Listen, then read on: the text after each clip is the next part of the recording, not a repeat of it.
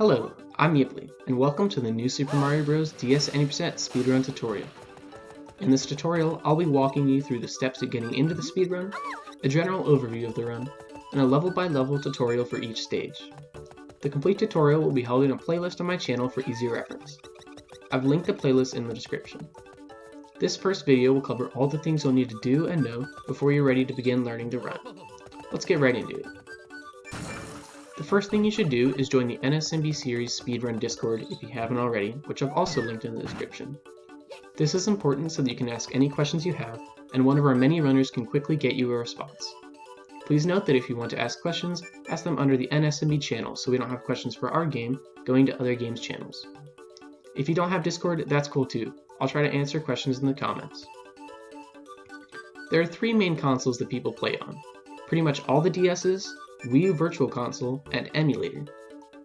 Although Wii U VC and Emulator have faster load times, making them technically faster overall, on the leaderboards those run times are adjusted so that they don't save any time over the DS's. We do that by adding around 47 seconds to a Wii U run and around 40 to a run done on Emulator. This is so that you won't have to worry about getting the right version of the game, because all versions are equally as fast. A thing to keep in mind is that because it's very easy to cheat or splice a run on Emulator, its runs are separate from the other runs on speedrun.com.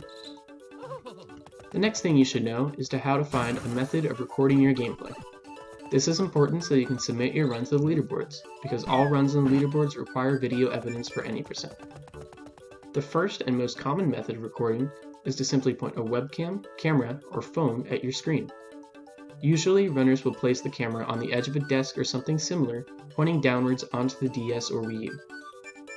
The second method of recording is to capture directly from your console. This is not recommended unless you play an emulator, because you'll need to buy a capture card, which costs anywhere from $60 to $500 US depending on your console.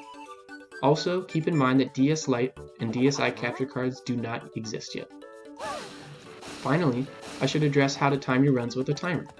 Most people with access to a computer use LiveSplit. You can go to the LiveSplit website, which I've linked in the description, and download it for your computer.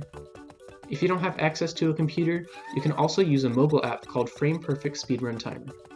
It's not nearly as customizable as LiveSplit, but it's for sure the best speedrun timer for mobile.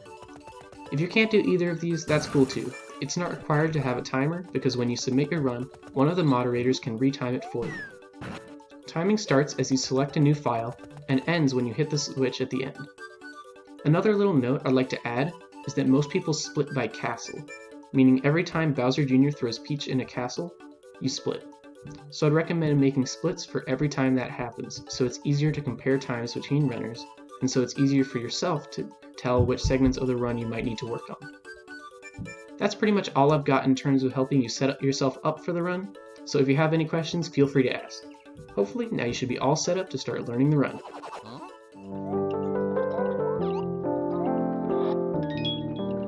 Yes! Yo? Yes, I did it! Yes!